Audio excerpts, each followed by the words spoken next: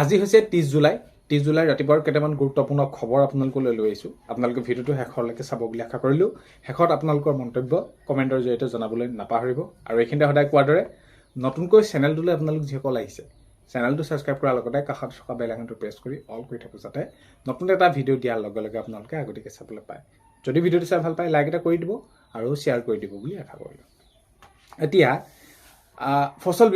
ফচল বীমাটো আপোনালোকে অতি সোনকালে কৰি লওক। যিসকল কৃষকে এতিয়াও ফচল বীমা কৰি লোৱা নাই, কাৰণ কেলৈ এইবাৰ বানপানীত বহুতো কৃষকৰ সপোন একেবাৰে শেষ হৈ গ'ল।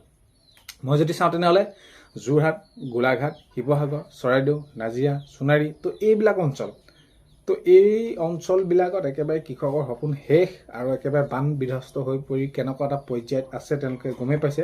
তথাপিতো এই শিৱসাগৰ হওক, যোৰহাটৰ উপৰিও কিছু কিছু জিলাত, লখিমপুৰ হওক, ধেমাজি হওক, এইফালে বান হৈছিলে, তেওঁলোকৰ খেতিপথাৰ নষ্ট হৈছে।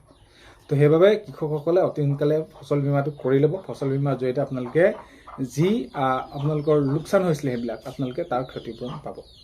নেক্সট খবৰ যদি চাওঁ, অৰুণোদয় 2500 টকা। অৰুণোদয় 2500 টকা দিব আপোনালোকে কোনসমূহ জিলা? চৰাইদেউ জিলা, শিৱসাগৰ জিলা, যোৰহাট জিলা, গোলাঘাট জিলা। এতিয়া বহুতভাগে কৈছে এই বিষয়টো মাননীয় মুখ্যমন্ত্ৰী মহোদয়ে ইতিমধ্যে স্পষ্ট কৰিয়ে দিলে যে এই বিশেষকৈ এতিয়া বান বিধ্বস্ত যিসমূহ জিলা আছে, এইকেইখন জিলাত 4খন জিলাতহে 2500 টকাকৈ দিয়া হ'ব। বাকী যিসমূহ জিলা আছে তেওঁলোকৰ মহিলাসকলক কমাই দিয়া হ'ব আৰু এতিয়াও আগষ্ট মাহৰ বাবেহে দিয়া হ'ব বুলি মুখ্যমন্ত্ৰী মহোদয়ে জনাইছে।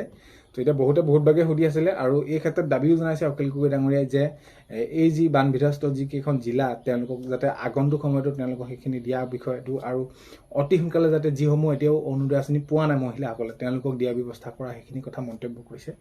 তেতিয়া 2500 টকাকৈ অৰুণোদয় আঁচনি পাব শিৱসাগৰ, যোৰহাট, চৰাইদেউ আৰু গোলাঘাট। নেক্সট খবৰ যদি চাওঁ, সত্ৰৰ 5 কিলোমিটাৰ ব্যাসাৰ্ধৰ ভিতৰত, সত্ৰৰ 5 কিলোমিটাৰ ব্যাসাৰ্ধৰ ভিতৰত হিন্দু মুছলমানত কোনেও কিনিব নোৱাৰিব ভূমি।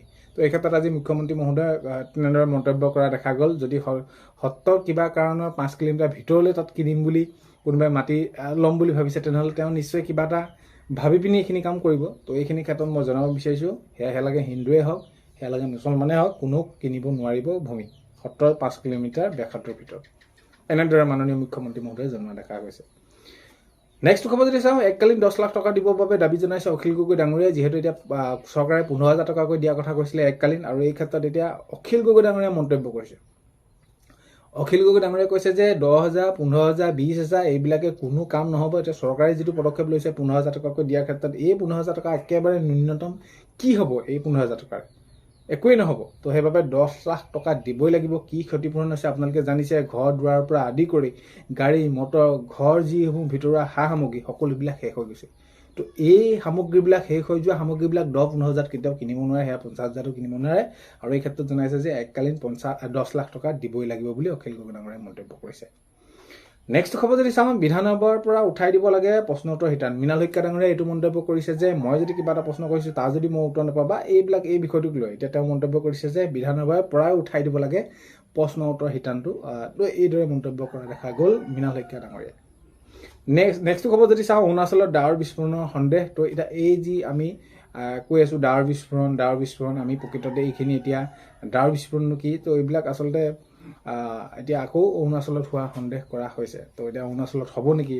আৰু যদি এইবিলাক আকৌ সঘনাই হৈ থাকিবলৈ হয়, আমাৰ বহুতখিনি ক্ষতি হ'ব। যাতে আগন্তুক সময়ত তেনেকুৱা আৰু মহাপ্ৰলয় নাহক, সেয়ে আমি কাম কৰিম বা আমি সেইটো কামনা কৰিম।